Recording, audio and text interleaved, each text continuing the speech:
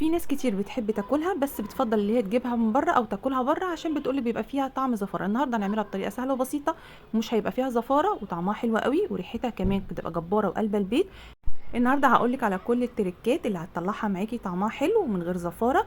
يلا داخلين على العيد، هاتي كده ودلعي ولادك واعملها لهم في البيت، طعمها حلو قوي مع شويه رز. خطيره خطيره خطيره. حطي لايك للفيديو واعملي شير عشان غيرك يستفاد، ويلا نشوف هنعملها مع بعض ازاي. نبدا ونسمي الله. اول حاجه هنا انا هجيب الكرشه، انا بصراحه جايباها متنضفه من عند الجزار. اهم حاجه كده نقي الجزار تكون انت ضامناه، وهاتيها بقى وقطعيها حسب المكعبات اللي انت عايزاها او حسب القطعه اللي انت عايزاها، يعني قطعيها بالحجم اللي يريحك. اول خطوه بقى عشان تضيعي الزفاره بتاعه الكرشه، هاتي البوله بتاعتك وهاتي كده 3 4 5 معالق دقيق وليمونتين كبار.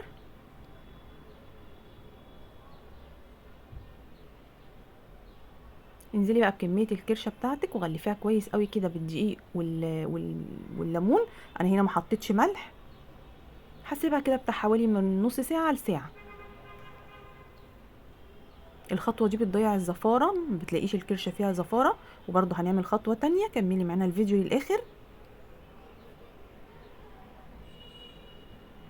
كده انا سبتها حوالي ساعه وشطفتها شطفه كويسه. واهم حاجه برضو تسيبيها في المصفى تتصفى كده حوالي نص ساعه، لما تتاكدي كده كل الميه اللي كانت موجوده فيها نزلت.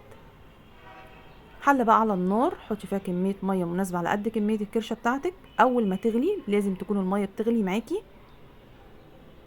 انزلي بكميه الكرشه بتاعتك.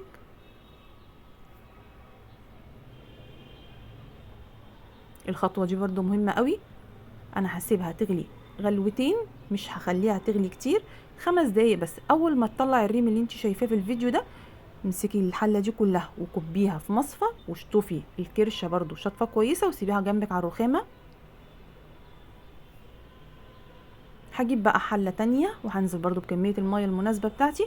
هنزل هنا بقى ببصلايه متقطعه مكعبات صغيره، طماطمايه، ورق لوري، حبهان، شويه فلفل اسمر، شويه ملح. برضو اول ما الميه بتاعتي تغلي هنزل بالكميه الكرشه بتاعتي وسبتها برضو تتصفى. هسيبها بقى على نار هاديه، وكل ما تحتاج شويه ميه هزود لها ميه سخنه لغايه ما تستوي معايا. دي احسن طريقه تعملي بيها الكرشه، مش هتلاقي فيها زفاره وطعمها حلو قوي. بصي كانت طعمها حلو قوي، ان شاء الله تجربوها وتعجبكم. لو عجبك الفيديو ما تنسيش في اللايك والشير، وصلي على الرسول في الكومنتات، وربنا يحسن ما بين ايديكم.